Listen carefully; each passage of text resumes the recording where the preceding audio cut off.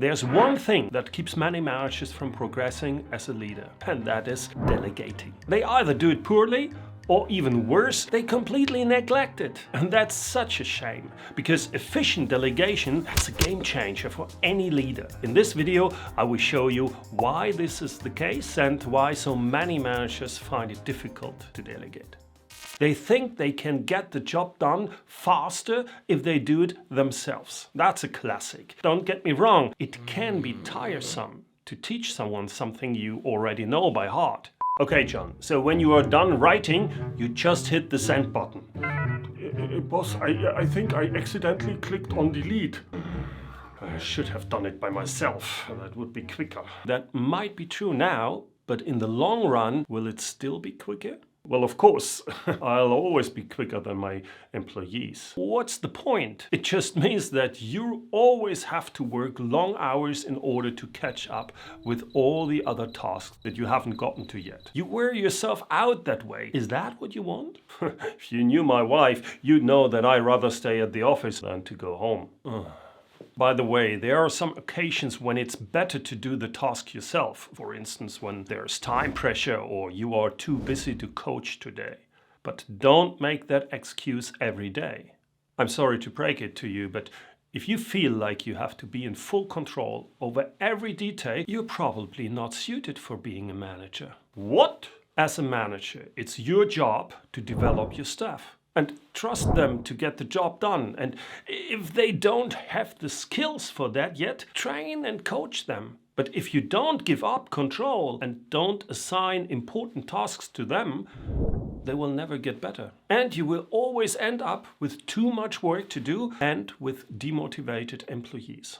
Some managers think if I don't do it, I will be seen as less valuable to the organization. Actually, that's not true at all. If you are great at delegating, you're actually more valuable to your company.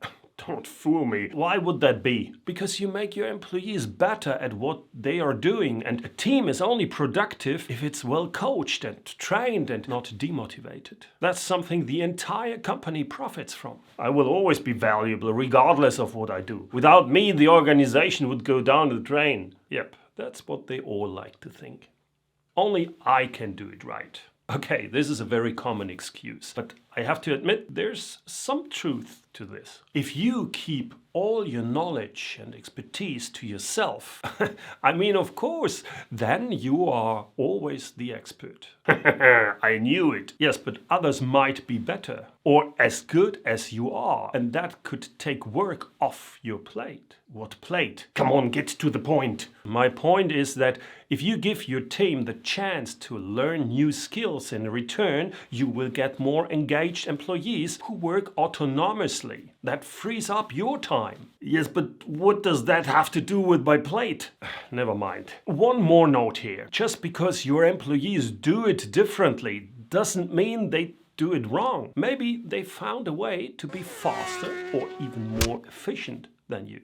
You may feel a bit guilty giving your employees more work, even though they already have so much to do. You probably think that will create frustration and resentment. It's very noble of you to think this way, but as a manager, it's part of the job to also make unpopular decisions. And if there is a task that is very important, then you should make it your employees' priority. Tell them to stop working on the other things for the time being, to not overwhelm them. It didn't work in the past. That could be true for two reasons. It could be that you confuse dumping work with delegation. The difference is that delegating takes time and work. It means you must follow up with your employees, check the status of the task and the progress, and coach them if necessary. Dumping means that you give a person you don't want to deal with a task you don't want to handle by yourself, and you tell him or her that they don't have to check back with you. John, switching to just-in-time production was a complete failure. That was the first and the last time I gave you such an important project. But boss, I've asked you for support several times because I had never done this before. Baloney, John, I should have known better. Delegation just doesn't work.